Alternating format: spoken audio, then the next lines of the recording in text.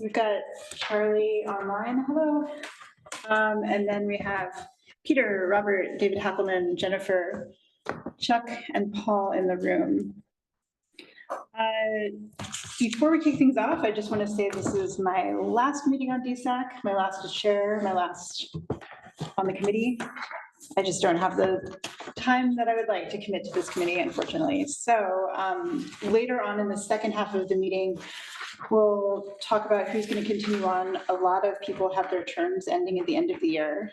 I'll be riding off in the sunset with you. Chuck will be, so we'll go through that and get kind of a roll call so we can get some numbers to the commissioners for how many new members they need to recruit. And we should also make time in there to nominate and vote on a new chair for the committee. So I hope you'll all consider it, in the back of your mind over the break, and then maybe nominate somebody to take over, as well as a vice chair when we get to it later in the meeting. So the first thing we have up on the agenda is public comment. Charlie, can you hear me okay? Okay, great. I'm always suspicious of the microphones. So the first item of business is public comment. There's nobody in the room. I see one person online. Philip, did you have a comment? No. Okay. Well, that makes that part of the meeting easy enough. Next, we have an update on the expansion proposal. Bailey, did you want to take that one? Sure. Do you need a microphone? Yeah, I'll come closer.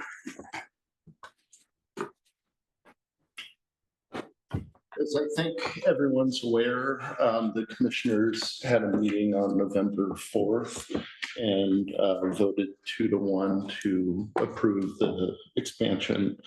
The Neighbors for Environmental Quality and Safety may end up filing an appeal. They'll have 21 days to do that.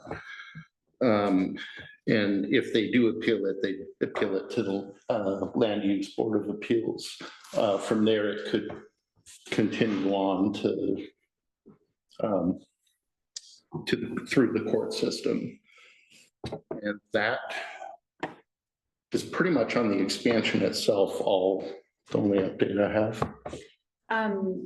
I haven't been keeping track, but I know there were a bunch of, requirements put on the expansion proposal that was approved by the board. Mm-hmm. Broad strokes, like what kinds of things? Is there additional restrictions?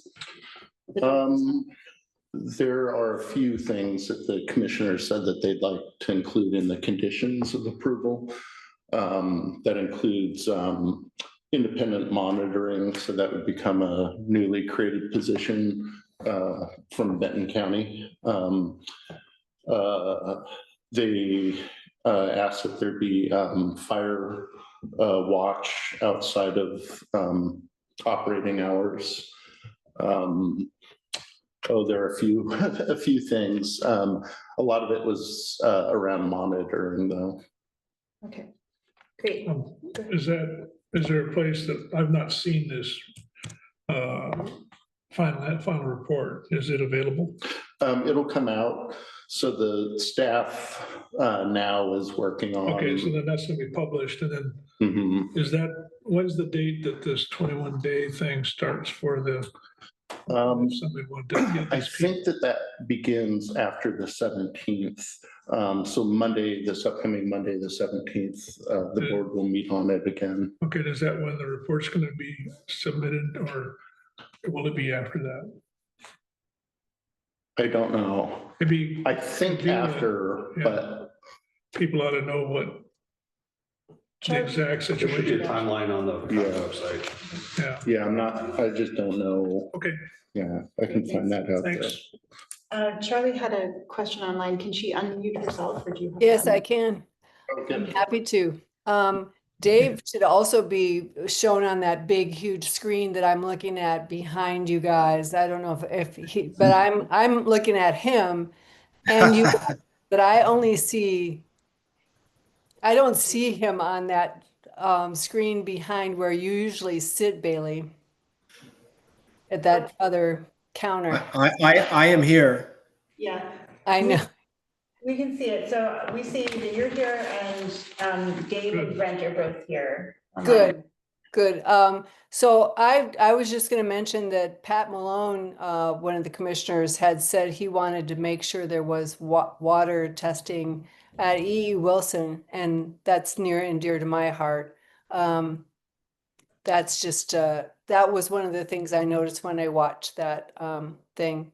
I don't know what else really grabbed my attention.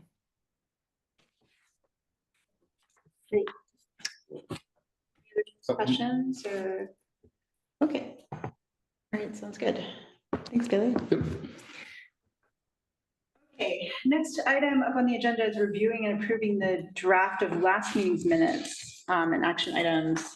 I'm not sure I have a record of those action items. I will have to abstain on the minutes, excuse me, because I wasn't there. Maybe David Huckelman, you can walk us through it. But You could walk us through the meeting minutes from last time? oh, I can get them up, Okay. just a minute.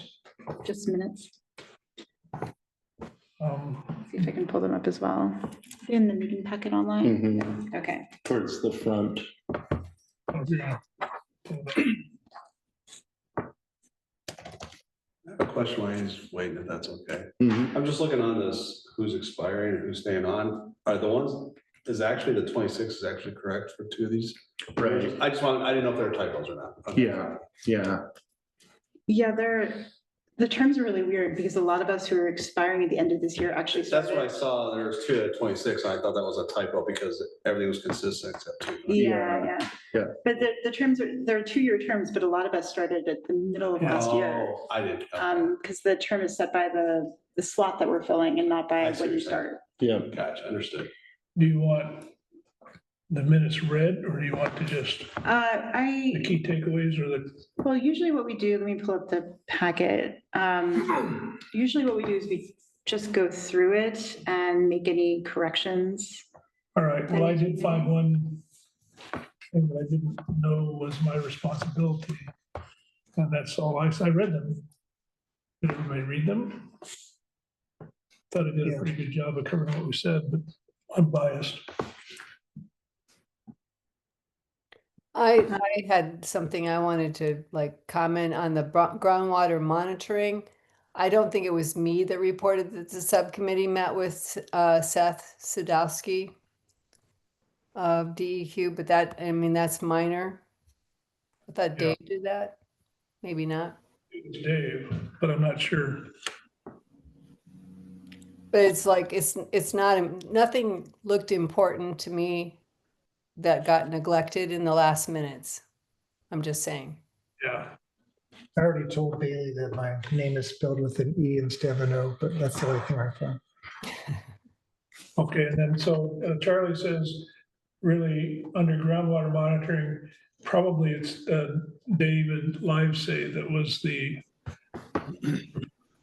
correct. Okay, and then Yeah, that's fine. It may have been me as well. One of us did it. the two Could of have you, been Pete. I don't know. It wasn't me. That's all. Pete was the one that reported out. I missed the last meeting, unfortunately. Yeah, it would have been him for Peter. that. Sorry.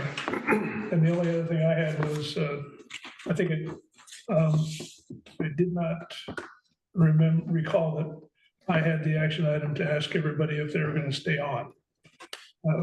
Collect information, that's under action items. There was collect information from members about their intentions to continue on the meeting committee. I apologize if I had that job, I didn't do it. That's okay. We'll sort it out by the end of this meeting. But everything else looks correct to me. Does anybody have any? So substantially accurate. Okay, I'll entertain a motion to accept the minutes with these revisions. I move so. Anyone? Second. Okay, can I get a vote? All those in favor? I'm gonna declare that the majority. Okay, sounds good. And then just working through these action items. So these are on page 10 of the meeting packet. Bailey, there's something about sending a request for revised groundwater monitoring. Is that this printout that we've got with us? Yes. So David drafted a letter to DEQ. And David, do you want to, or Dave, do you want to talk about it? Well, I'll just mention it briefly. I'm kind of at an awkward spot here and I don't have it pulled up, but we reviewed the groundwater monitoring plan. I've been looking at some of the annual reports and I just saw some suggestions, some things that I thought could be enhanced and improved out there for groundwater monitoring.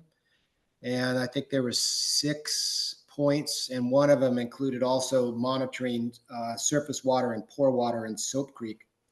So we wrote those up and discussed them with Seth, with DEQ, and put them in a formal letter for Benton County to submit to DEQ. And I think we talked about that. I know I was at the meeting when we first talked about them. It was a couple of meetings ago. Thank you. And so has everybody had a chance to review this letter already? Okay. All right, we'll return to that in a little bit. Okay, before you finish that, Rachel, I'm sorry. But at the time, this was like our first subcommittee report out sessions. And we went through our recommendations and the committee agreed that we should go forward and approach DEQ with those. So that's what we did. So it was consistent with what the committee found. Got it. Okay, thank you for the context there. So we weren't going rogue on you guys. Okay, got it. And I'll plan on sending this letter out on Monday afternoon. Okay. Great. And then we had Bailey under your to-dos contacting Laura at DEQ about directing people to the Coffin Butte website for complaints. Yeah, I did that and the person responded that they tried to notify Republic Services as soon as they get a complaint so that they can address it. So yeah, I have a connection there too. So I think there are additional improvements that could be made. Okay, and then the last one for you was checking if the 2024 annual report would be presented at DSAC before going to the board. No. Okay, what's the status of that? It's January, correct. okay. January with, when we, after, I don't know when, we have to talk about when I present to the board. Yeah. Not sure what that timeline looks like. and I'll circle back with you guys. There are a couple of different dates, Yeah. including the rate increase. Okay. Which I'm not part of. I don't know anything about that. Okay, great. Julie, there are a couple of to-dos for you on here. Yes, were they? One was continue working with the website team to improve the complaint reporting system. And I think that included adding a report a concern button to the Coffin Butte website. So I have been talking with those folks. One of the things that might not surprise you is that we are with the scrutiny on everything we do, we are being very careful about making quick changes to websites and things like that. So we're waiting for direction from the commissioners on the 17th. Then we'll talk with the website folks. And I think it was really just to change the name of that button that says report an odor concern to report a concern. And honestly, I think it could be report an issue. You know, it could be that someone has something to say that isn't a complaint or a concern. So we just want to make that generic so that people could report whatever it is they want to report through that website. And then the form, and Bailey, I don't know if you have the ability to pull that up, but the form on the website's real simple and real easy for folks to report. I think I also was supposed to report back, and Paul can help me with this as well, on how those are accepted, who gets those, and how often those are monitored. And it's coffinbuttelandfill.com.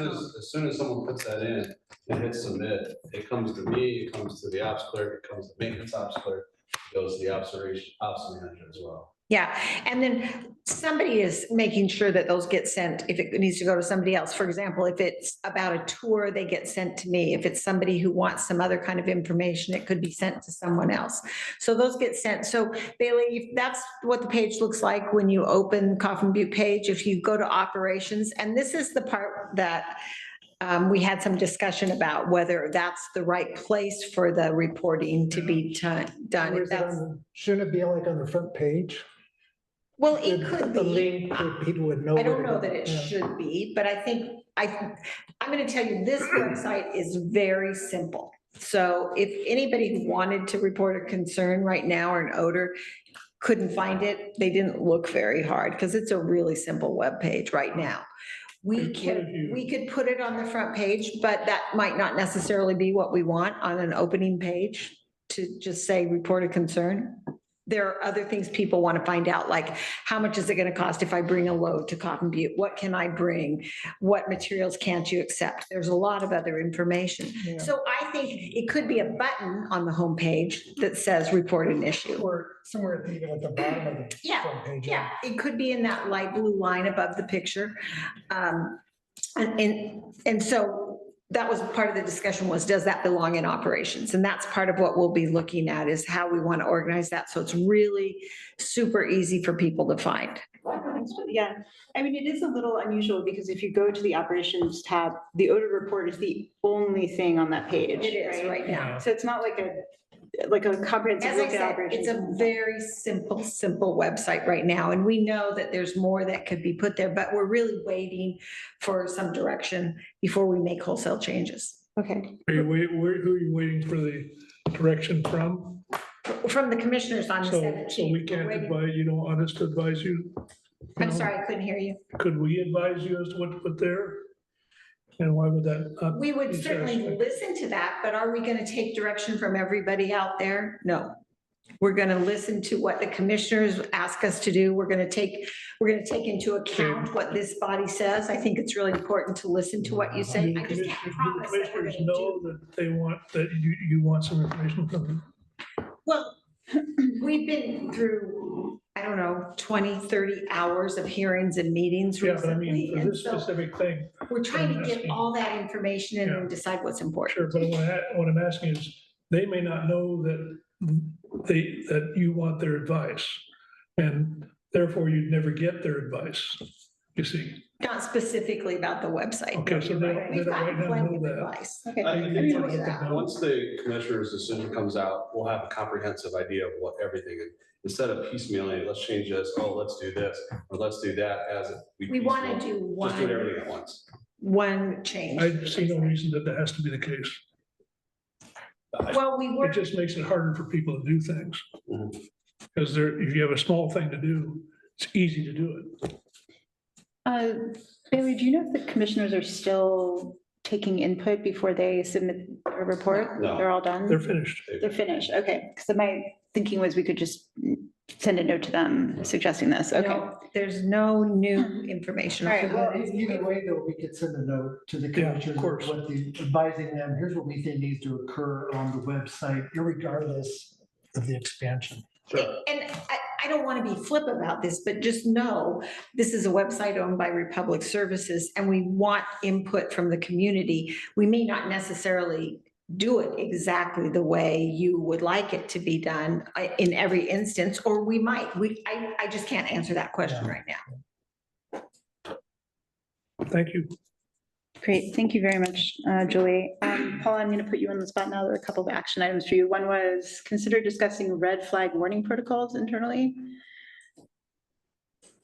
Do you have any idea what that means? That was Is that a from fire thing? last meeting, if I remember, correctly. Yeah, red flag, so, we originally met with David and the board and fire department. They were saying they were supposed to let us know when the red flag days were happening, so we could proactively Yeah. do something, and they only let us know one time.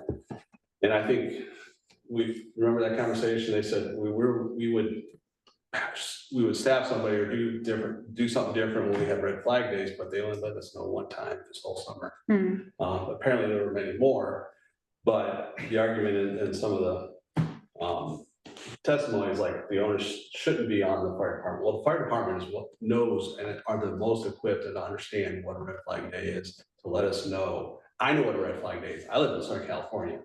I don't want to know what they are, so, but what I might consider a red flag might be different than what the local fire department considers a red flag.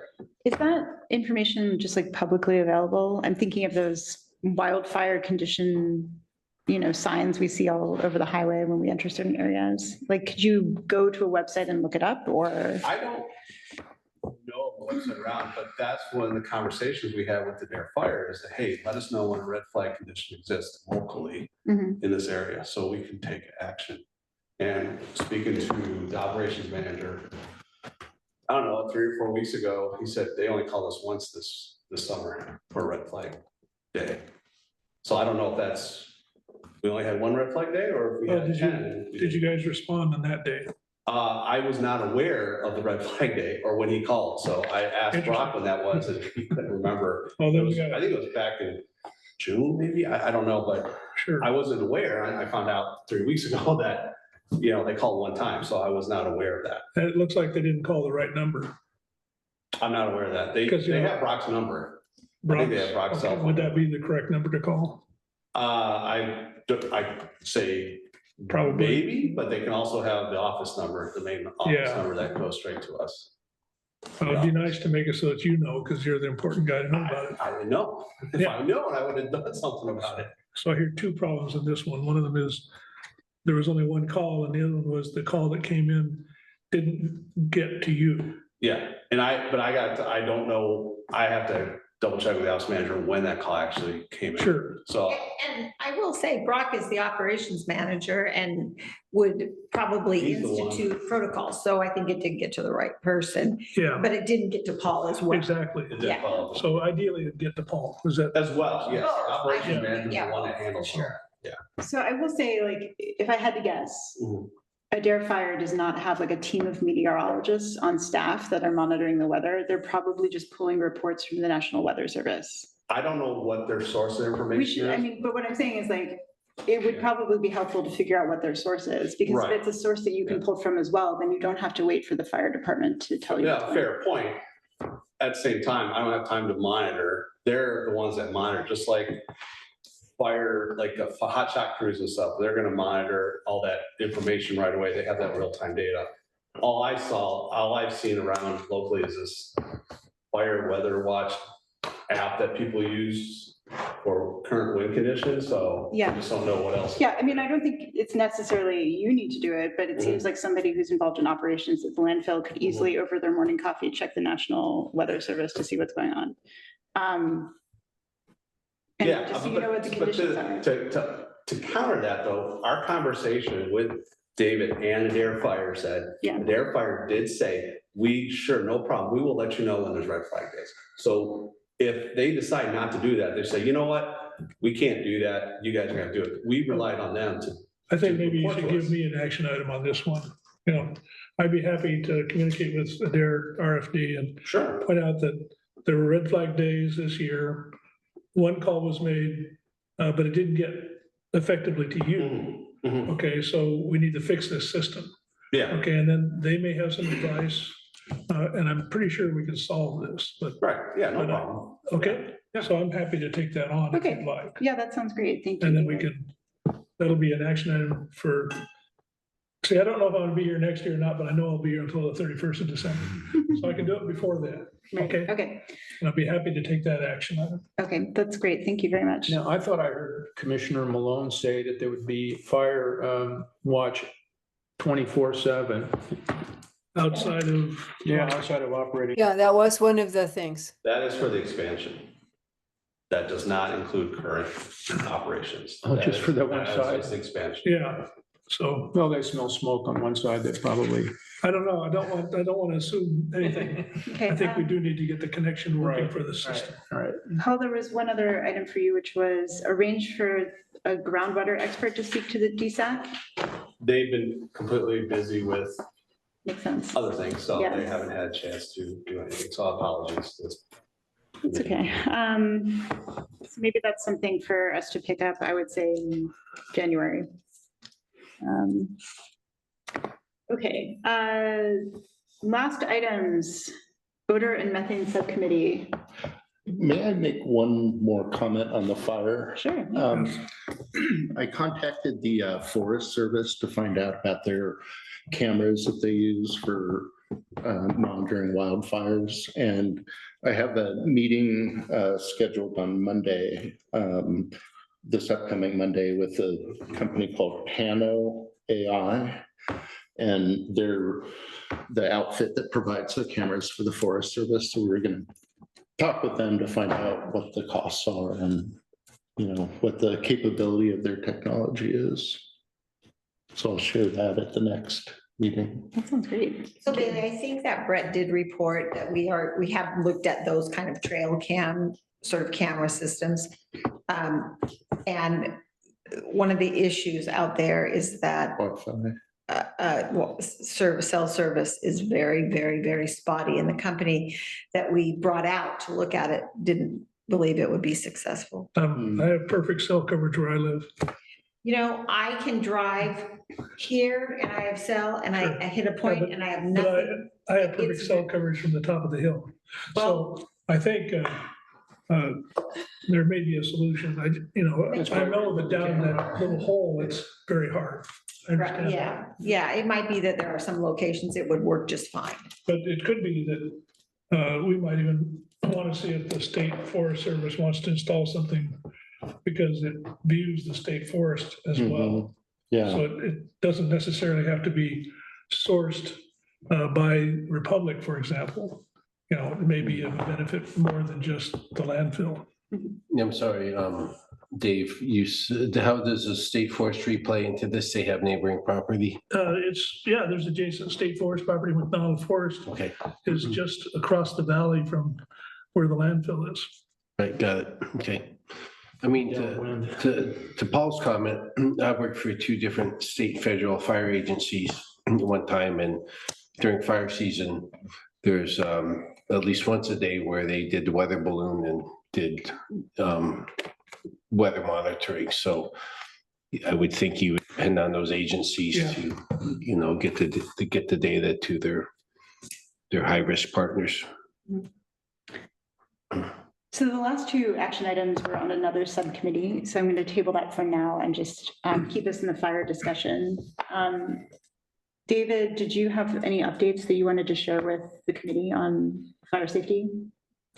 Any updates on fire safety? I did identify that there's a need to deal with this issue in a way that makes it so we don't have a problem. We talked about what we planned to do, and I now know the results of what we tried this year.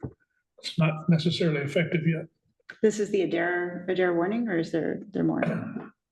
I also have been listening to what Bailey has been doing and very excited about that possibility.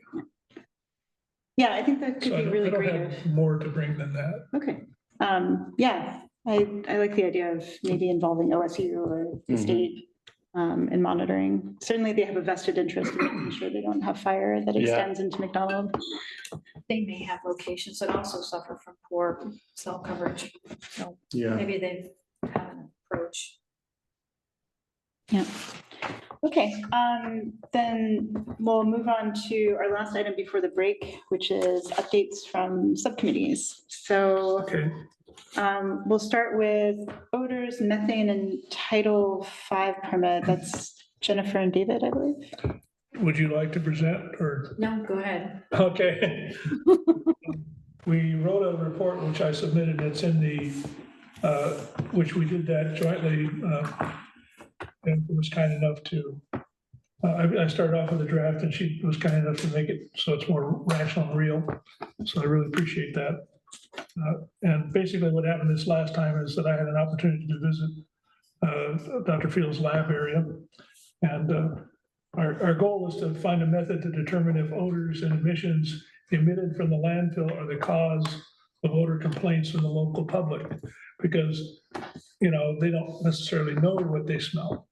And so the way one can do that, there's a couple of ways. Right now what happens is if Paul gets a message that there's been an odor complaint, he goes back and sees if at the time that that occurred, but it's kind of tough because he has to kind of like go back in time to figure it out. And it'd be better if we had something that we're monitoring and a fingerprint spectra of what's coming out. And then, machinery can see if there's an odor better than just a human. So the idea is we need to go get what are called fingerprint spectra of the atmospheric emissions from both the landfill and the compost region.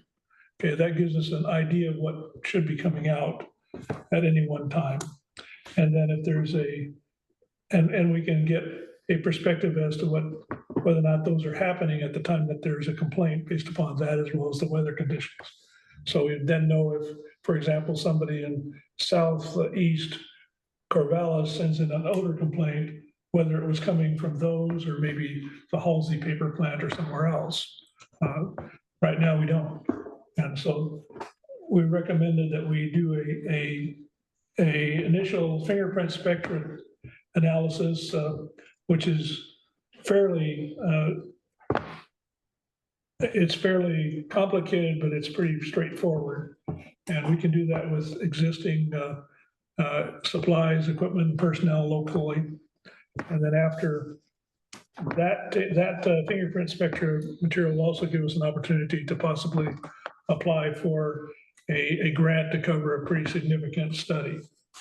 Okay, the fingerprint spectra work, I did send in a note asking for some support from the county to get that done, because it'll take a graduate student a few months to accomplish it. That's kind of where we stand on that. Beyond that, the expertise of Dr. Field and her team is clearly the most important for us, and it's locally. We've got a world-class laboratory analysis team right here in Corvallis, so we're very lucky that way. And there's been some concern that this is going to cost a lot of money, and I don't think if we set it up right that it should. The initial study might cost quite a bit, but after that, monitoring may be fairly straightforward to do with some pretty low cost equipment.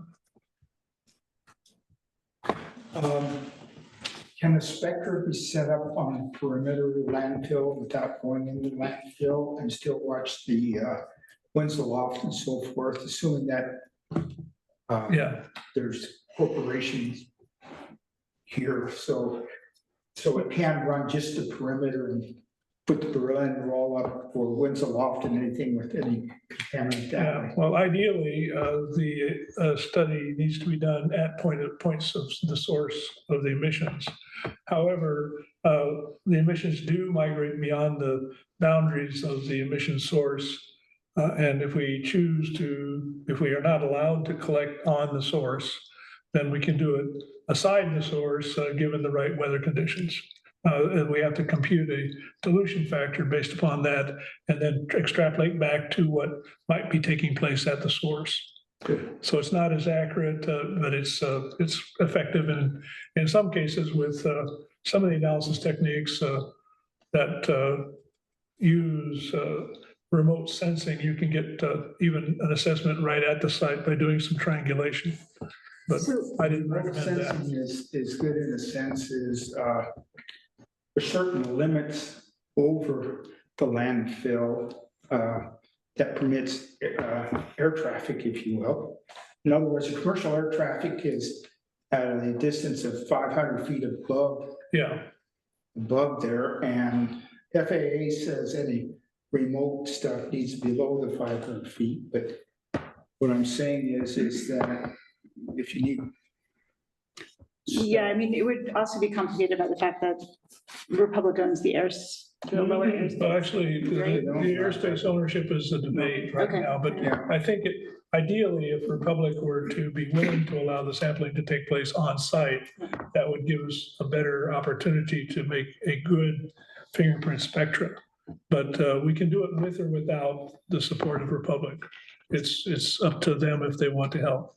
So I just want to make sure I understand this right. So you're envisioning kind of 3 phases.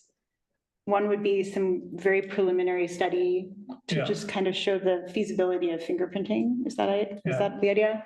And then the second would be like a big, I think the estimate you had was maybe 250K, Yeah, like a characterization study yeah, it's of an the odors. application. Right, like a for a- really kind of detailed characterization of the odors.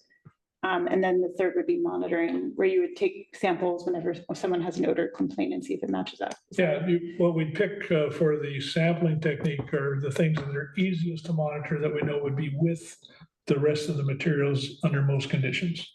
You know, so it could be something as simple as looking at, I don't know, SO2 if it's coming out, which is easy to monitor. Yeah. So that's kind of the process that you do. And then the monitoring stations don't pick up everything coming out. Yeah. They just look for, I guess I'd call them tracers that would tell you that this is the direction that the plume is going. Okay, and then is one of the questions you have to answer whether the odors are consistent, right? Like whether. Whether or not they stay the same over time. Right. Yeah, yes, they don't, but they stay basically the same. It's not every component is consistent. Yeah, I think to do it well, you would have to take multiple snapshots. So you're getting a representative view because there is probably some temporal nature of the emissions. I think one of the possible benefits is how we discover how many of the odor reports are not due to the landfill. That's my guess. Exactly. That's my guess. Well, to that point, your point question is, will you monitor other locations that could Mhm. potentially be sources like when winds come from the south? And I get Yeah. complaints from individuals that are between me and our landfill Yeah. and the odor source. And I check site weather, I check the Corvallis National Weather Service for wind correlation. And if they're from the south, there's 4 wastewater treatment plants.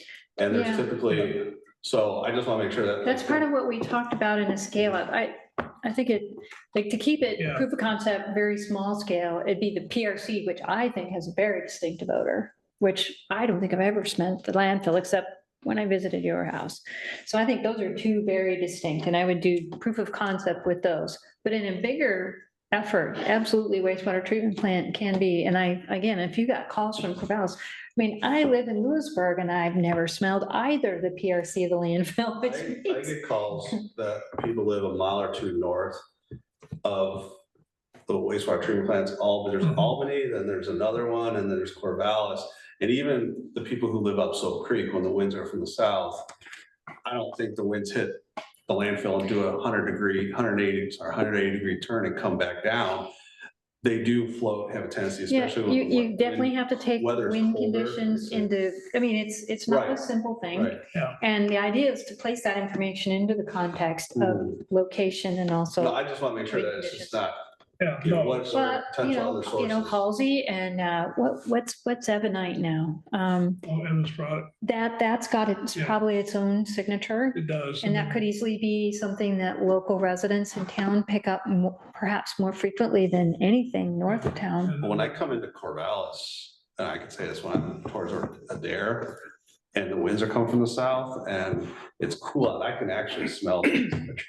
And I do smell it a couple miles away. It's just a very. I think the summary is that humans are not a very good, they're very undependable detection Well, source. They detect an odor, but they don't necessarily know where it's coming from. Well, I talked to somebody who lives on the north end of Arboretum Road and I asked them about smells and they said no, but then I said, what's it like living next to a noisy free highway? And they said, what noise? You get used to stuff, right? So, yeah. So I think the other point is if we just do the sampling right by these two sites, we can then also say whether, if there is an odor, we can have a pretty good understanding that it may not be coming from them. If it's, if the weather conditions do not warrant that being an odor. So I think we're saying you have empirical way to detect it versus, Yeah. I mean, that's a more And reliable I don't source. really want to, I really hate to, I'm trying to think, if I was in Paul's shoes, he gets an odor complaint. Mhm. Okay, let's say 3 days ago, there was an odor, okay. Right. I don't think he keeps track of when there were odors, Yep. okay? I mean, most odors, it's a dump day, it stinks.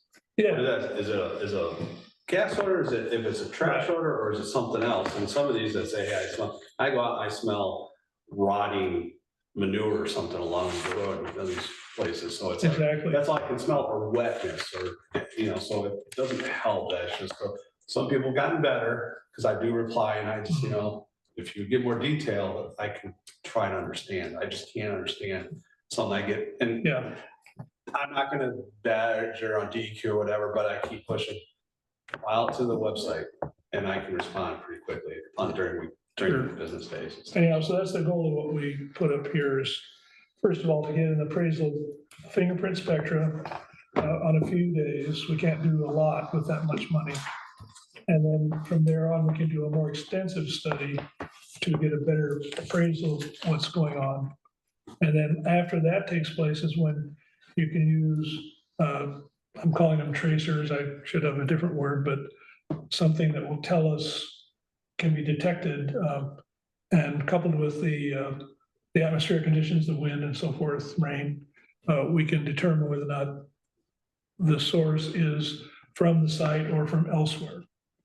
And sure, if we can do the same thing for every other emitter in the area. It's just a matter of time and effort, and that usually calculates out to money. So do you have a sense of how much that first sampling First phase, phase would cost? I think it's about $15,000. Okay. I guess my last question on that would be, was there anything else out there like fertilizing a field that would have the same signature as a landfill? Well, that's certainly a good question. Yeah. And I don't really know, because I don't know what people are using for fertilizer in the local area. Right, but Yeah. Does the composting site for the garden waste, the Republic Service, does that smell like, Yes. You talking about PRC? is that what that's called? Yeah. You talking about PRC? Yeah, PRC, I smell worse at Home Depot than PRC doesn't buy. I grew out in part of the country back in Cleveland, so that doesn't, PRC, I don't even. Different people smell differently. Yeah, right, yeah, so it just smells like a composting facility to me. It doesn't. But really- could that be interpreted as an odor for some of the neighbors who smell stuff? I don't get anything saying PRC. It's just, No, I know. No, but the smell. I think they I don't know where it comes from. they just say it stinks. And maybe Or they'll that's- say, I got one odor complaint says, I can smell the mercaptans. I'm like, That doesn't help you either. it doesn't help me either, I mean, it's, so they don't say I smell PRC. It's just, it's a dump, it stinks, smells like trash. That's kind of the general complaint. They don't say it smells like composting, like. Okay, I think we've. Yeah, thank you. Yes. I mean, I guess like for next steps, maybe the thing to do would be, I don't know how everyone feels about this, but like write up a proposal for that first. Well, actually, I sent a note to Bailey to ask him to forward to request $15,000 from the county to start the study. Great. And then after that takes place, then Jennifer is putting together a grant proposal. We've got kind of a deadline for when that can go in, and if we have this data, it will really help the grant proposal. Right. So was it the Board of Commissioners are going to decide whether you want to start discretionary spending on this or? I've asked my manager, the Director of Community Development, and we're going to be talking about it on Monday. Okay, great. Do you need either one of us to be with you? I don't think so. Thank you, Okay. though. You're Yeah. welcome. I just had one more question on this, which was like, let's say this goes all the way through and then we have this great machinery for like looking for these signatures and determining either yes or no that the odor comes from the landfill. Like, what does that do for us? Like, are there any like laws against odor? I'm just trying to figure out like what benefit to the county it has aside from just knowing whether the odor is coming from the landfill or not. Well, that's a good question. So I think of it as developing sort of a diagnostic profile. And if you want to discriminate, like, for example, if the landfill is getting, complaints that are not theirs, that may or may not influence, management practices or I could imagine that decisions would be made based on that. The plausibility, like having that information, like if you live in Southtown, vanishing like 1% chance that you would be picking this up because of like a dilution model. But rather you have other sources in your area. So just helping people understand what they live near and what's reasonable, what's not reasonable in terms of how what you detect and where you are. We've seen this in the literature done with target compounds where people go in targeting certain chemicals and you can show that the places are different. Yeah, our plan is to use the very, very broad spectrum because the nose is picking up a fraction of everything that's out there. There's just a certain group of molecules that we interact with our noses. So we suspect that there's more information that would add to, what people detect, because people are not very good at discriminating between odors unless you're like a professional nose for like wine or perfume. That's a cultured thing, right? I think after we have a decision, if we can find out whether or not the source, then if it turns out the source is something completely different than the landfill that's causing the odors, we can approach that to see if there's anything. As for regulations on odor emissions, there are some. I haven't looked at them in complete detail, but there are some, and they apply to every industry, not to just landfills. Okay, great. Wonderful. All right, let's move on to our other subcommittees. Groundwater leachate, I think that's you, Charlie, and Dave Lipson, right? Yeah. I think we're waiting for, we had our report and review, which is sort of looking at the quality of the current monitoring plan for groundwater, and had our conversation with Seth at DEQ, and we're waiting for that letter now to go to Seth at DEQ. They said it's more after the decision on Monday. Got it. Okay, that sounds great. Hey, Bailey, did you have a sense from DEQ what their timeline looks like on the review of that monitoring plan? I didn't get a sense for when it would be completed. I just asked if the comments that you drafted, if those would still be able to be considered. And he said that they would, but he didn't give me any timeline. I can ask him about that when I email him on Monday. I also think it might be worth asking DEQ for a meeting to discuss those comments, either Zoom it or even face-to-face. Okay, I'll set that up with Seth and those of you that are on that committee. Okay. And just as a sort of a separate aside related to groundwater testing in general, the Benton Soil and Water Conservation District has offered its services and will do some, I think one of the things that was in our letter was about sampling Soap Creek.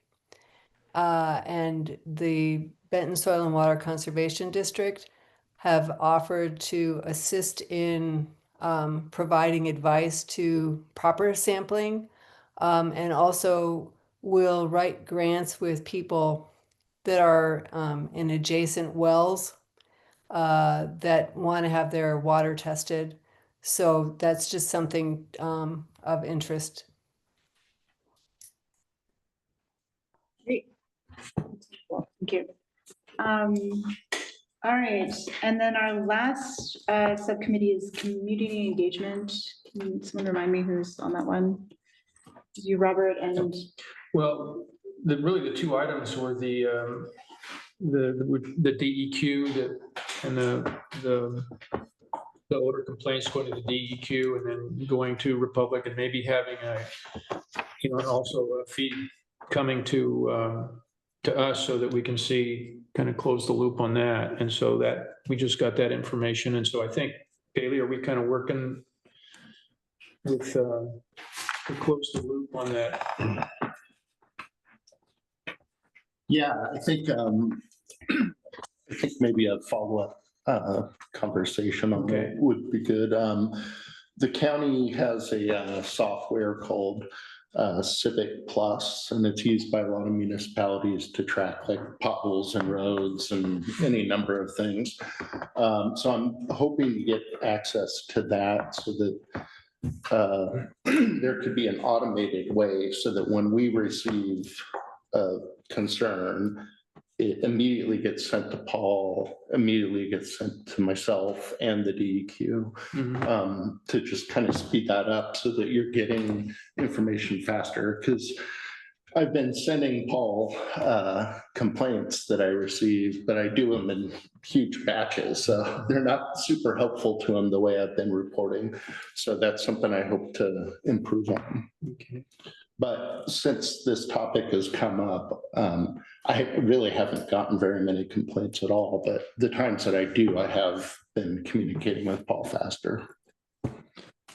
And then the other topic was the website. And so that's, sort of quasi on hold until the, the commissioners come back with some of their, I guess, requests and then, hopefully have one kind of nice big build, when we review the website.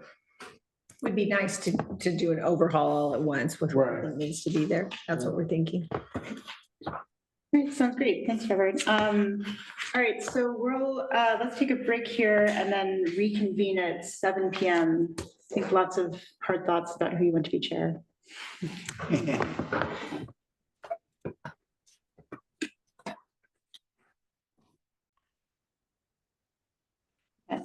All right, so welcome back. We're gonna start off.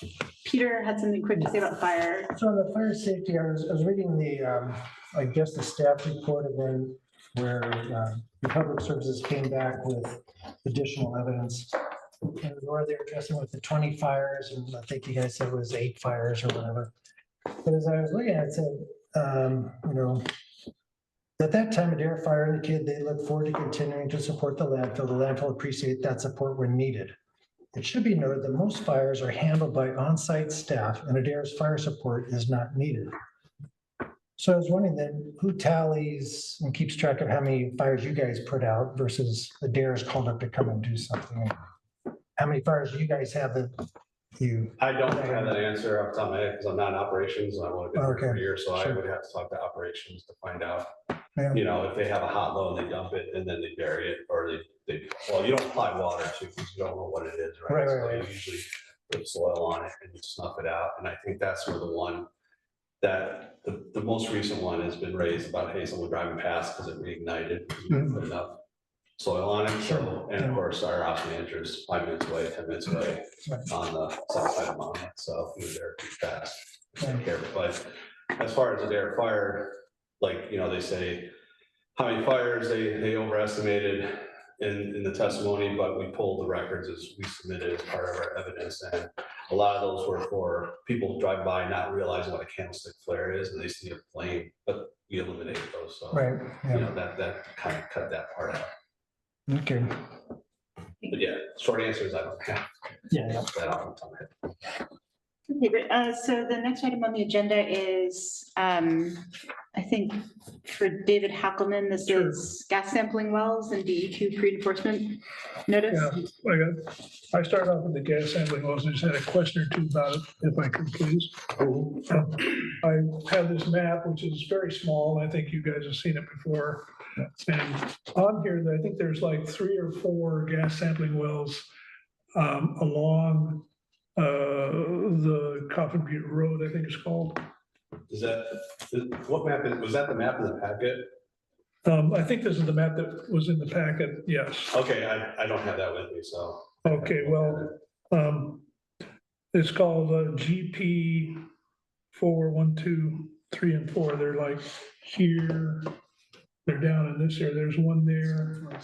They're along this road here. And then when I read about these, I'm learning about this all along. But what I read is that these are a place where gas is withdrawn and observed to look to see if there's, I think, flammable like those are, I think those are ground perimeter wells that we double check and to make sure that there is no gas migration off the land. Yeah.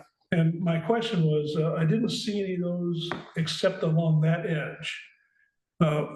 Because they're in soft sediment. But I would think gas would tend to go up, not down. And those are below the landfill, the major portion of the landfill. So I was Gas curious about can that. travel laterally if Sure. given the right circumstances. And that is a typical thing that you see on all landfills. In every landfill, you will see ground wells that for gas, because gas can migrate. Obviously, it does go up, but it can also go laterally, especially if it's water soluble. So as if it travels, and that obviously indicates there's an issue, but we don't have any issues with gas going off site or contamination, because that would show up in those wells as well. Okay, yeah, I was just curious why there weren't any on the rest of the perimeter. And I still don't understand that.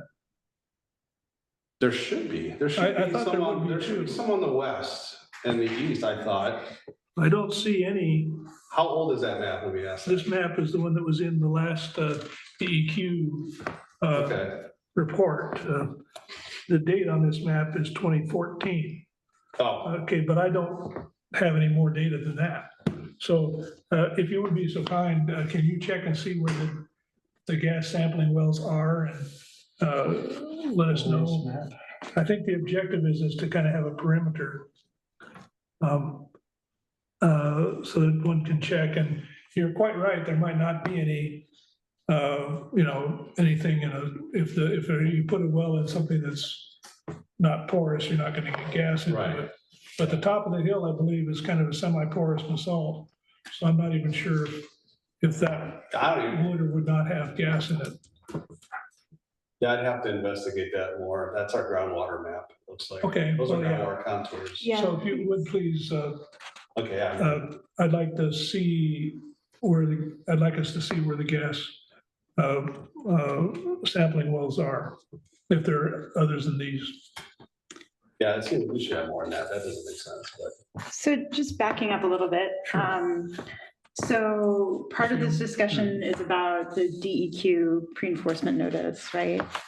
Yeah, that one is now on the table, yes. Yeah, so this was something that we'd been waiting for all year, right? Like, we tried to get in touch with DEQ a few times because they kept cryptically saying that there was an active case, but they wouldn't say what it was, right? So this is finally that we have in front of us. Yeah. Reading through it, it sounds like one issue is the lack of I don't know, like closely spaced sampling in the areas that are supposed to be sampled. Is that a good characterization, David? Well, there's quite a few things in the pre-enforcement notice, which I believe you now have. Is that right? Yeah. Okay. When are you going to be prepared to discuss what's going to happen? Not for a while. We have to discuss it internally. We have to meet with and provide the information as outlined in that pre-enforcement notification to DEQ. Yeah, it looks like there's a fairly short deadline for that. Yes. Yeah. For the information request, yes. The Republic doesn't have to do anything until DEQ comes back and tells you what the Official order. So this is a notice that enforcement could be pending, right? Right. This is not a violation. This is not a notice of violation. This is a pre-enforcement. And the ongoing thing with like EPA letter 114, hey, that was a subpoena, that was an, it's not. This stems from most likely the 2022 and 2024 stuff. This was done by the EPA. EPA handed this off to DEQ because the EPA is hamstrung right now. So they said, here, DEQ, take care of it. And that's what DEQ just sent this on Wednesday or Thursday last week, and we notified the county right away regarding this. So we have to gather the information, submit it to DEQ by the 26th of November for their request, and then the other actions will be followed up as we get into the new year, and we'll have discussions probably with DEQ after we submit the documentation, because they'll probably have questions. So I'm not going to really kind of dive into that until we talk to DEQ and we get more an understanding of where they are, what they're looking for. Right now, this is just like the EPA 114 request. It's a documentation request, just in short order. It feels a little bit more than a documentation request, absolutely, yes, because I agree. they've outlined specifically issues, Mhm. right? Mhm. So it does seem like it goes at least like one level deeper than just a Yes, document request. Yeah, the requested permit modification to include drone. you cannot DSAC. modify a permit that we do not have.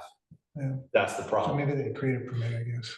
You have to go through Title V permit, and that's what we're doing right now, and there's no indication from Michael or Janice from the DEQ that this permit will be ready by January 1st. They had us restart modeling based on AB 42, and that takes weeks and weeks, and we've met regularly with DEQ to go over the nuances of the modeling and what DEQ wants and different parameters, and they come back and say, well, do this.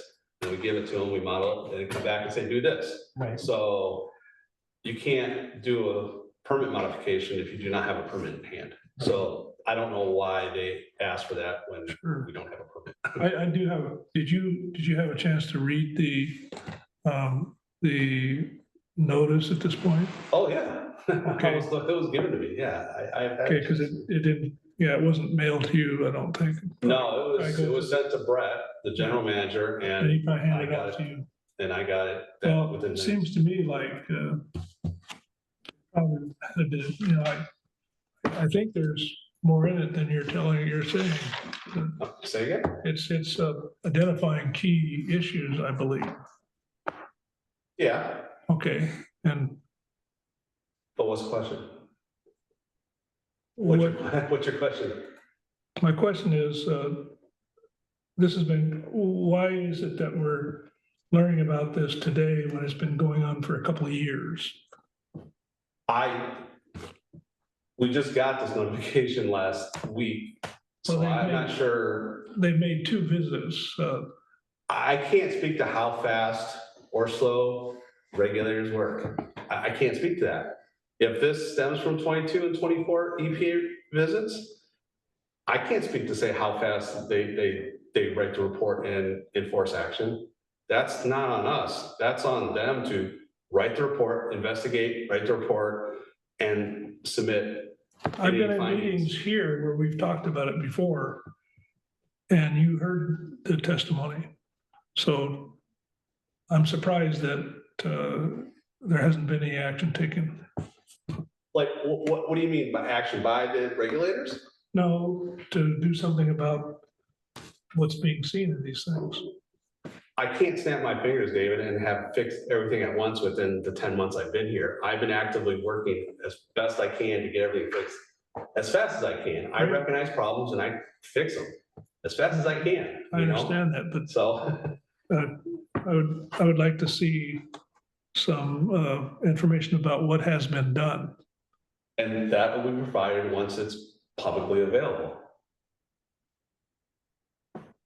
So are you saying that this is the first notice, November 6th is when Republic Service first understood anything that occurred maybe in the 22 or 24 visit?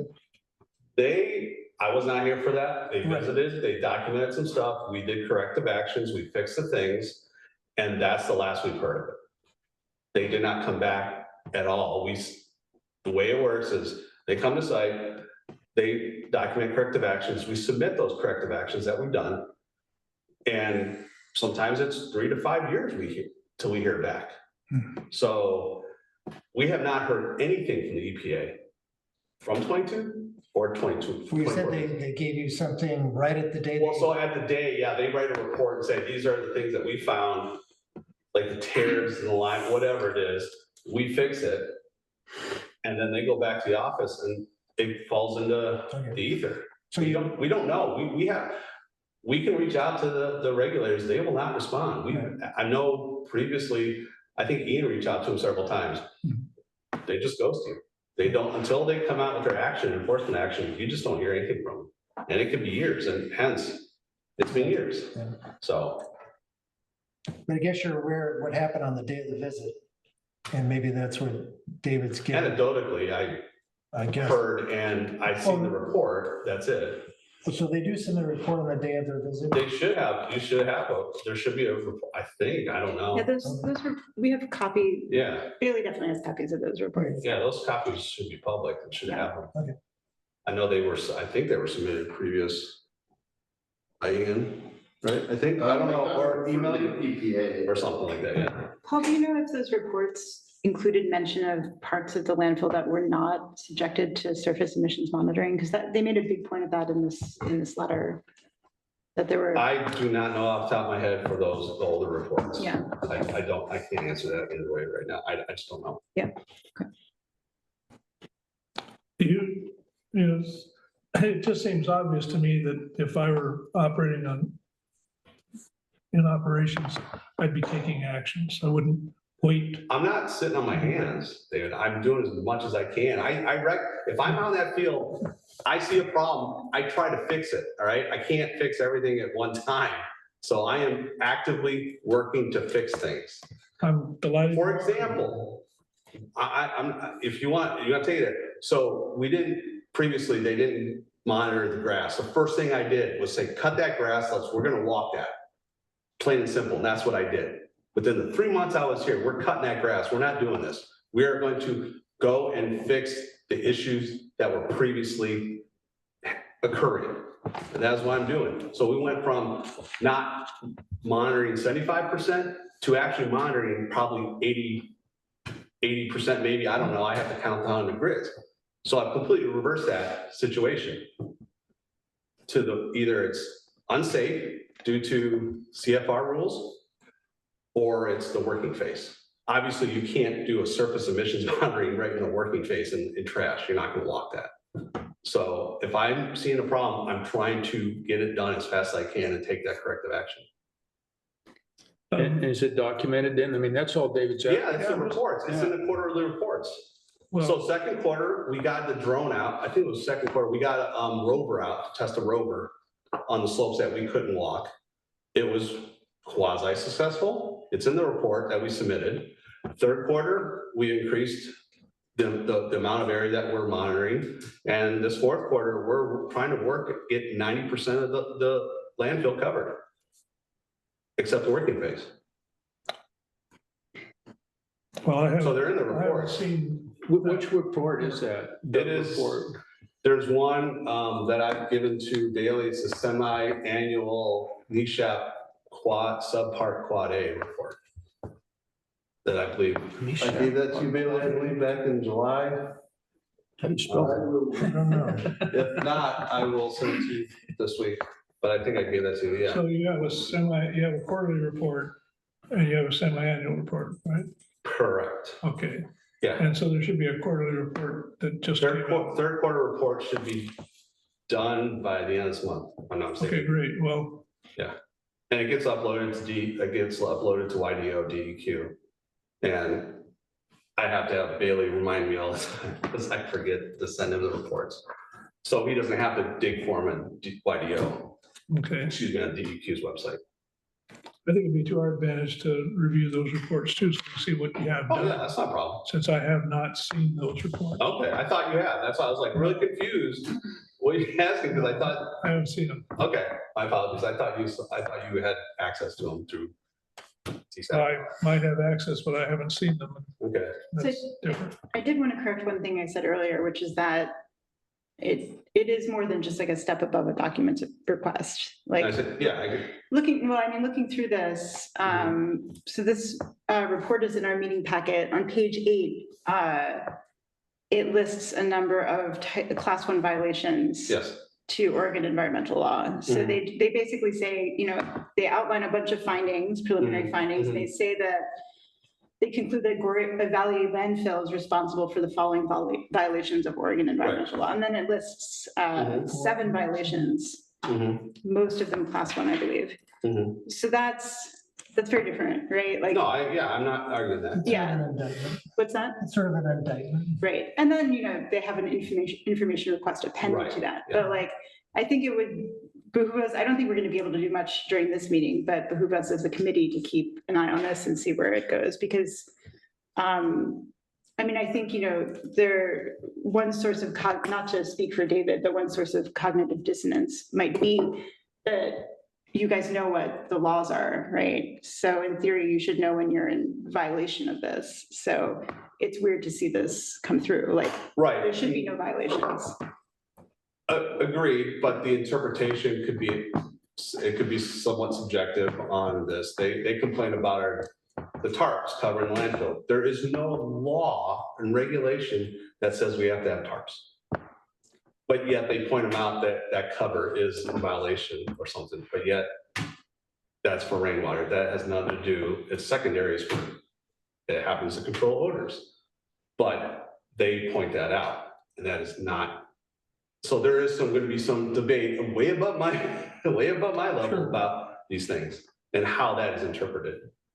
So, I mean, am I getting up to speed on them? Absolutely. Has this occurred before me? Yeah, and I don't want to throw previous person under the bus or anything like that, but I'm still playing catch up. And these happened in 22 and 24, and I'm doing my best to make my corrective actions as I find them before this happens. Some of the element, I think that, and I did skim that report, something about, the cover and the lack of soil cover, and I don't know what the driver is or the timeline for that is. And observations, again, could be dated about, plant material growing through that.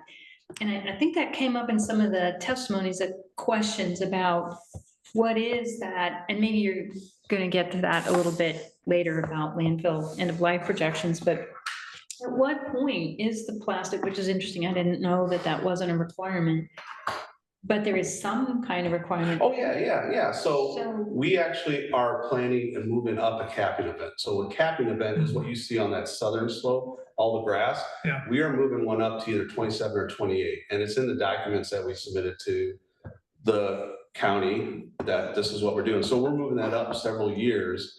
So we're looking at the east, basically the east side, 25 acres-ish, depending on where we are to final cap to 25 acres on the east side. So that's cells 1 through what? No, those are cells 4 and 5. Yeah. 1, 2, and 3 are all that closed up already down on the south side. Yeah. And when you say cap, that means a soil So cover? we have intermediate cover, which is 12 to 18 inches, compacted soil. Underneath that tarp, that's 12 to 18 Yeah. inches. Then you you kind of have to scrub that up to get it recompacted to make it nice. Then you put an impermeable boundary, like the liner stuff that we put on. And then you put 3 feet of topsoil on there. You compact the topsoil, roughed up a little bit, then you seed it. You plant trees or whatever you want on that. That's typically how that final closure goes. So there's a big plan.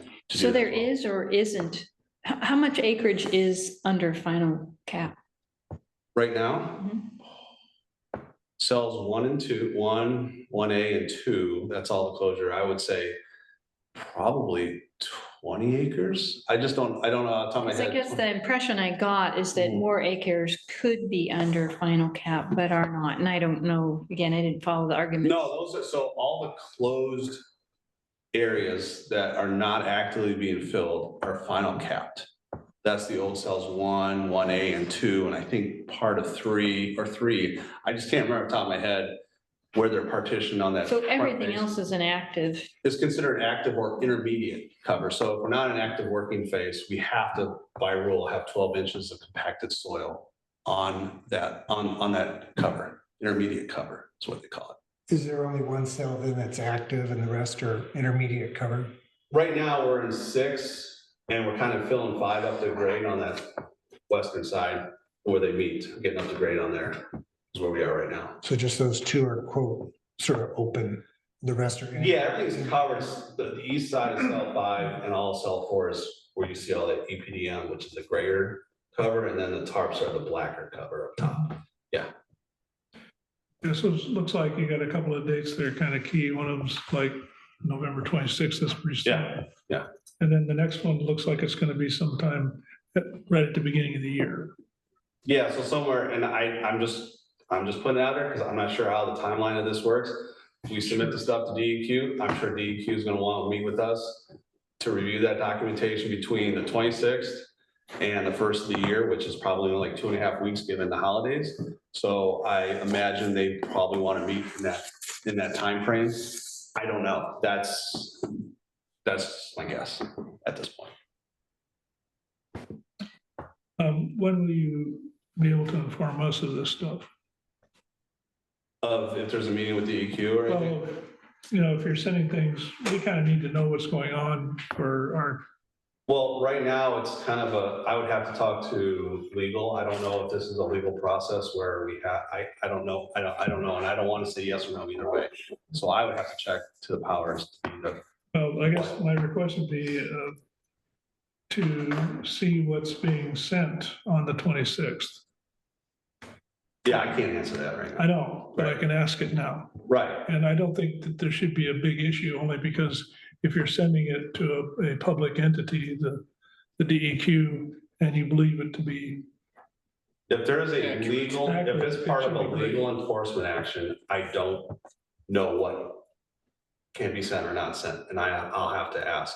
I do not know that. well, I thank don't you. want to give you the. Yeah, I want to make sure that I can help others understand how things are being resolved. Okay, Right. that's, No, I understand. that's Yeah. what helps, is Yeah. to know what is being done.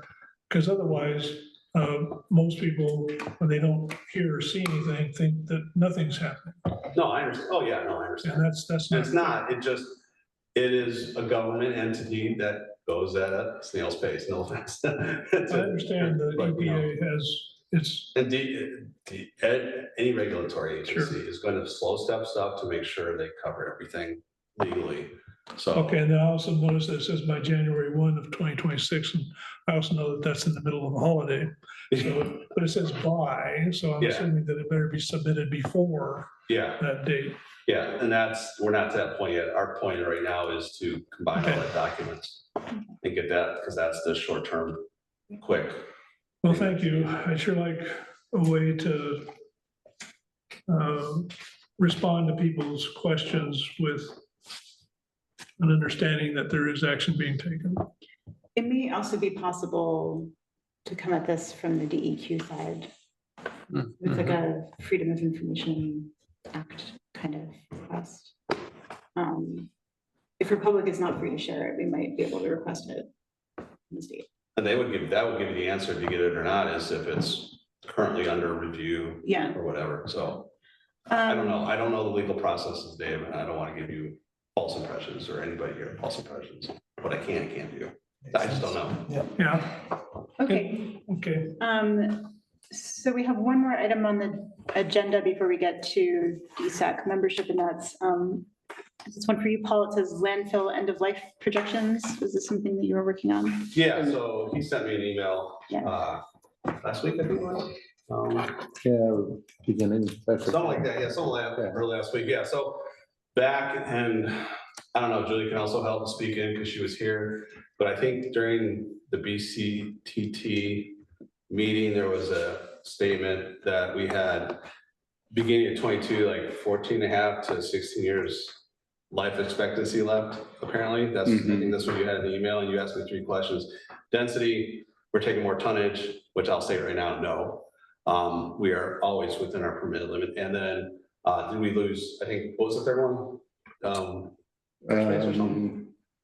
If the cell 6 usable airspace was below what was originally. No. So no to those last two. The first one, density, those can vary, but not significantly enough to change. And when these were done, remember, for 22, this was forecasted back in August. So usually we do the coming year in August, right? So we take what kind of tonnage we get, we calculate out density, and that's how, or what our current tonnage is. So right now we're somewhere around, I think, 1965 tons per cubic foot, yard, would be nice.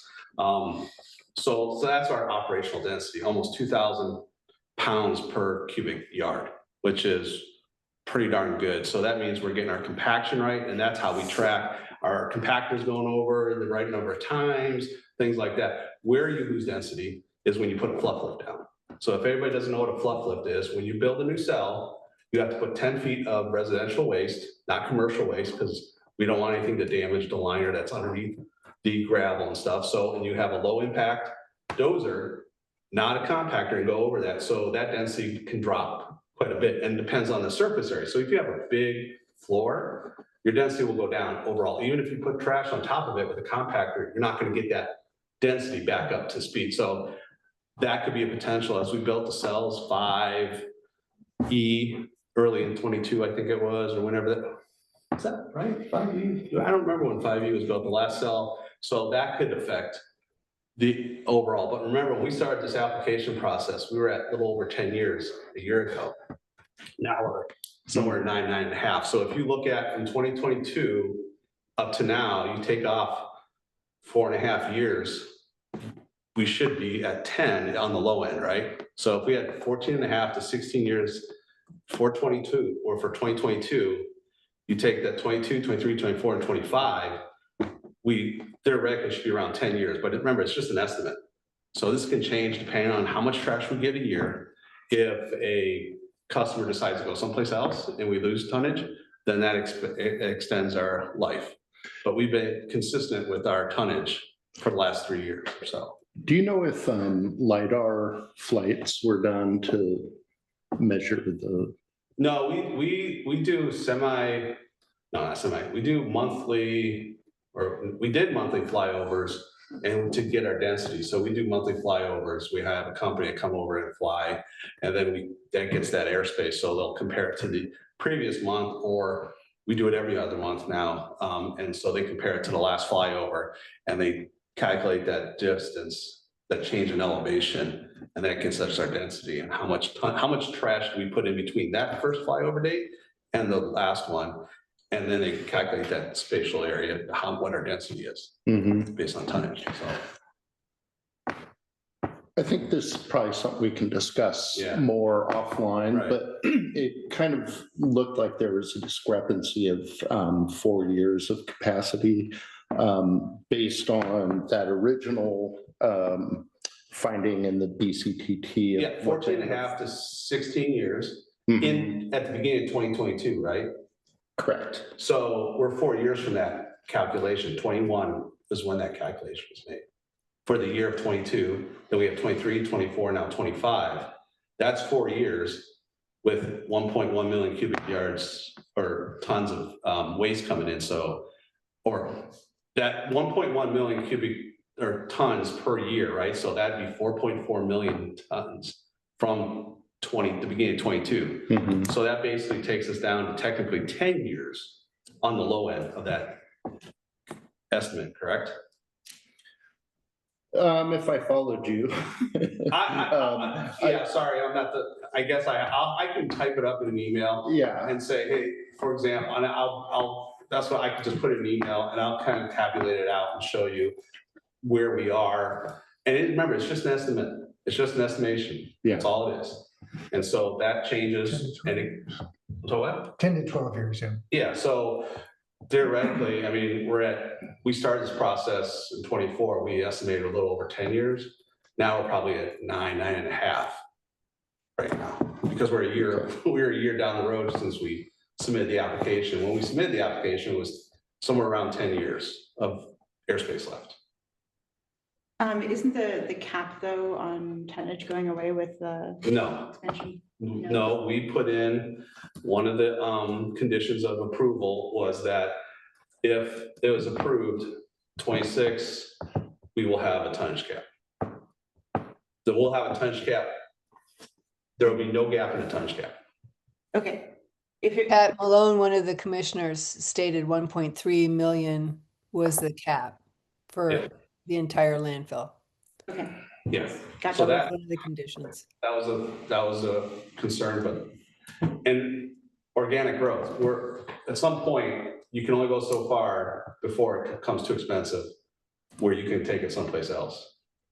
So that's they thought, well, we'll also get 2 million tons of trash a year. Where are we going to go to Eugene and pick it up or Grants Pass? No, if it comes too expensive, they'll just take it someplace closer. So unless they have organic growth, like Adair Village, all of a sudden having 20,000 more homes, that's tonnage that would impact us, not something 100 miles away. If that makes sense. Yeah. Organic growth, yeah. Okay, I want to keep us on track. Did anyone have any other quick questions or should we? I'll send Bailey an outline and he can distribute. Just thank you for the information. Yeah, thank you. So we will be having an estimate on the north side. What's the remainder tonnage then? The fill 6. And you have a projection on the south side, what the engineers are going to put in there? It's 6 years. 6 years. So basically, Just 6 years. just 6 years, yeah. Oh, It's half of what was originally done in 22 yeah. on the permit application. All right, so moving on to our last big agenda item, which is DSAC membership. So a bunch of us, our terms are expiring at the end of the year. So I'd like us to just for now proceed with the assumption that whoever's continuing on is going to get renewed, just to make our lives easier.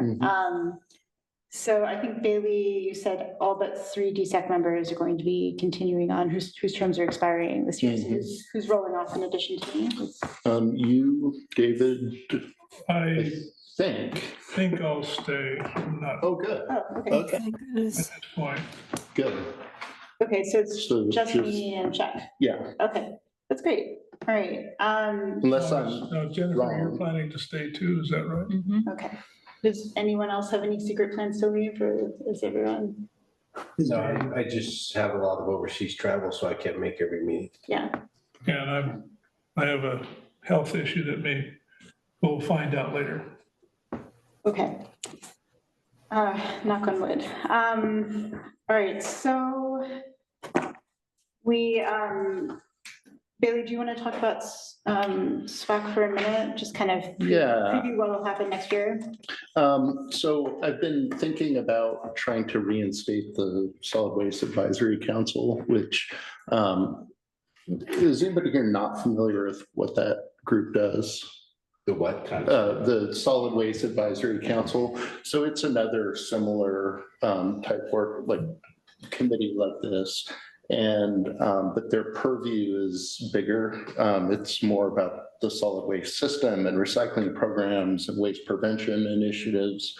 And whereas the focus of DSAC is really much more focused on the landfill itself. Part of why I'd like to reinstate the SWAC is I'm planning to work on a solid waste management plan that would be more encompassing, kind of a wider scope than what DSAC has. So I think a SWAC would be a good way to involve public comment and have public helping to create this new plan. There are also some other upcoming things that are not really within the scope of DSAC, but I think would benefit from input of a SWAC. So,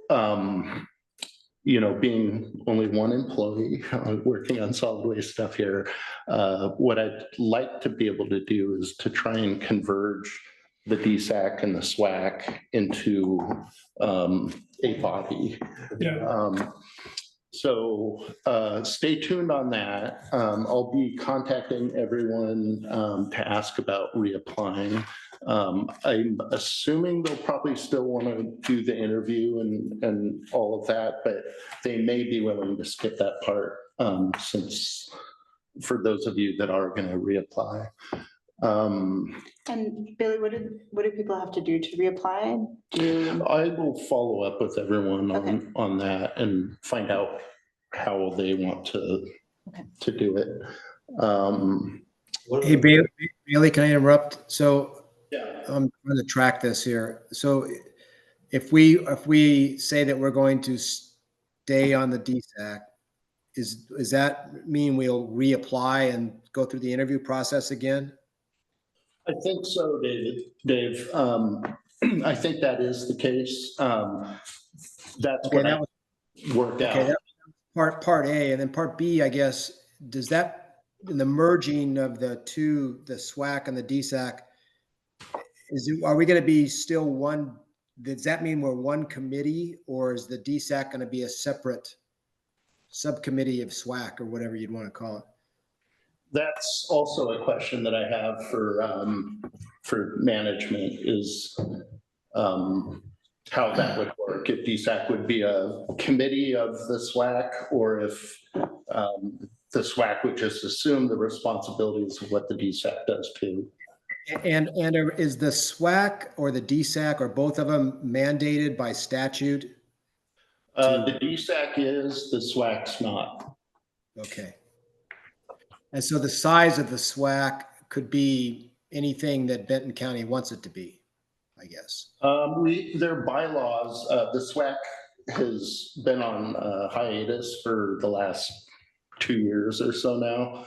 But there are bylaws that go with the SWAC, and I'm pretty sure it's 10 members also. So the total body would then be 20 members. Not necessarily. If the SWAC assumed the responsibilities of the DSAC, it wouldn't necessarily need to be a larger group. And that's where I was headed. So we could wear 2 hats. Yeah. Again. All right. Okay, thank you. Great. So yeah, so none of this is set in stone yet. It's still being worked out, but there might be some changes in 2026. All right, so I think the only thing we need to do now, on the assumption that everybody who's staying on next year will stay on next year, is at least vote on a provisional chair for DSAC and a provisional vice chair. Do we have any nominations for chair? Maybe would it be helpful to them to hear from you about what your role is as chair? Sure. Well, I mean, would that be helpful to everyone? You would be chair. What's that? Are you sure you want to do that? Well, I don't think it's honestly too much different from what you all have been doing on this committee all year. So the main responsibility I have is to coordinate with Bailey to make sure that we have a reasonable agenda for each meeting, which involves, taking suggestions sometimes from the committee for things that we want to discuss. And then I think, reviewing the agenda is probably the main thing. And then I think a lot of it is discretionary and up to how much energy and time you have outside of the meetings, like following up with individual committee members or subcommittees, things like that. Really just kind of making sure that Bailey does all the hard work, but just like helping Bailey make sure that everything is on track. And I mean, I also just like, I think a lot of like setting the tone of meetings is also, good. I feel like I've done that semi-effectively. But, I do think, thank you. I do think like if you have an interest in just like making sure that there is like cohesion and harmony and that we get things done in a productive manner, that's also a plus. I nominate our current vice chair. David, how do you feel about that? I'm willing to be nominated. Okay. I can do as well as you have. So see how I do. If nobody else, there's other people. I would mention there's one other thing about the chair. I believe the chair does not vote on an event when we do a vote, except in the case maybe of a tie. So if we have a vote and it's 50-50, then the chair can make the decision. But if we don't have an even number of people at the meeting, then the chair doesn't vote pretty much. I think that's another, I think I read that in the bylaws. If you merge the 2 committees, are you going to have to dual chairs or pick a chair out of 2 chairs and a hat? I would say having one committee would probably be more beneficial. I mean, from my perspective, be more beneficial because I tell you, these are, I start work at 5 in the morning. That's just me. Getting back to Dallas at 9 o'clock at night. From a historical, I was on both SWAC and DSAC, and the committee was set up basically when we set up the agenda, go through it, they would delegate, if it was a DSAC topic, then enter into DSAC and vote on it. Right. It had two agendas in that way. It worked pretty good because, but I gotta compliment this group under the chair. You guys have really advanced the subcommittees. That wasn't before like this. So that has really brought more intelligence, if you will, to the table where one can act on it a little bit quicker there. Yeah, I think that was Bailey's idea, actually, was I to, thought it was yours. who knows then? But yeah, no, Chuck, I agree with you. I think it really helps to kind of like divide and conquer a bit. And I think, 2 or 3 people working in a group can move a lot faster and get a lot done. And I did see that, in prior years too, that there was a representative that was on a DSAC committee too, that brought the intelligence there too. I think he even worked for the county at the time too, so that he put him subordinate to that subcommittee, but it helped out quite a bit. Yeah. I don't know, I had my 2 cents, and I know I've said this before. We might not agree on everything, we might have issues, but I respect everybody on this committee. We've had a very mature and lively sometimes discussions, but we're not yelling, we're not berating each other. So I just want to thank everybody here. You have my respect and I appreciate it. Thank you. And you held that in check for everything and I appreciate that. Thank you. Thanks, Paul. So if there's a chair for DSAC, if there's another, that is fine to flip a coin and pick one. I think we should have one chair for the meeting if we end up with a combined meeting. And more subcommittees maybe. Yeah. Yeah. Maybe the Whatever sub-chair happens would is come perfectly from fine. SWAC. Yeah. You could chair, and maybe that could rotate. Yeah, whatever. But it'd be Just just, SWAC almost would be a subcommittee. I would like to also that the meeting doesn't become much more than 2 hours Yeah. in any event. Yeah. Yeah. Okay, speaking of which, any other nominations for chair, or should we? No, I think that David should do it. And I think that you have been amazing, Rachel. Thank you so much. Thanks, Julie. You should double her salary. I mean, I will say, you all made it so easy. Like it was very weird coming in last year because we were all, most of us were coming in a very like weird environment, just like tonally. So it took us a little while to course correct, but. Are we gonna find the vice chair as well? I said yes. Well, we haven't technically voted you chair yet, so maybe let's do that. And then see Fair where the we're at. nominations, All right. do nomination for one, then the other. All those in favor of David Hackelman taking over as chair of DSAC next year, please raise your hands. Aye. Is that Dave is saying hi. Aye. unanimous vote? We could leave vice chair until January if you want. What do you want to do, chair-elect? Well, there's always a chance that I won't be available for a meeting, so it'd be really nice to have a vice chair. And if we don't have a vice chair, then I will, if I'm not able to attend a meeting, I'll just pick anybody on the group and say you're chair. Okay, so that's your options. You can either elect a vice chair or be ready to be the chair of the meeting at the next meeting. So that's what all that pro tem is about, right, David? Would anyone like to nominate themselves as vice chair or nominate someone else? Anyone would like to step up? All right, well, maybe we'll just go with plan B and you can, by fiat, declare somebody the, yeah. I really don't want to put anybody in the spot, but it'd sure be nice. Diane's not here, so. I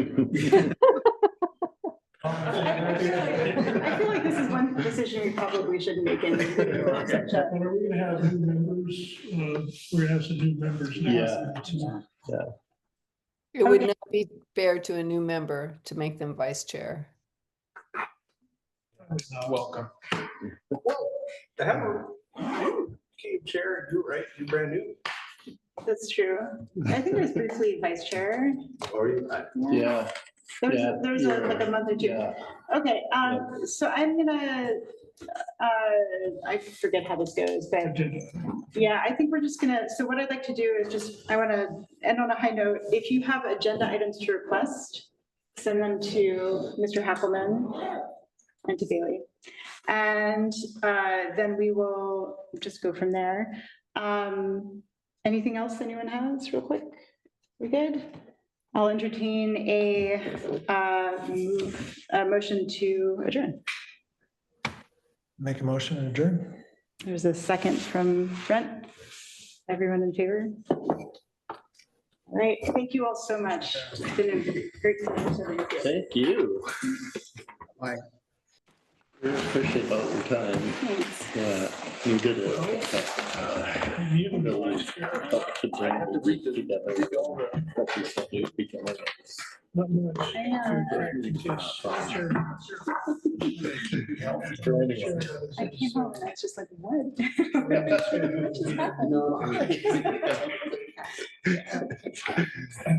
Well, thank you so much.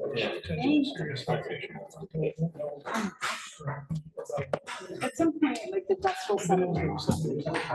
Yeah. Oh, okay.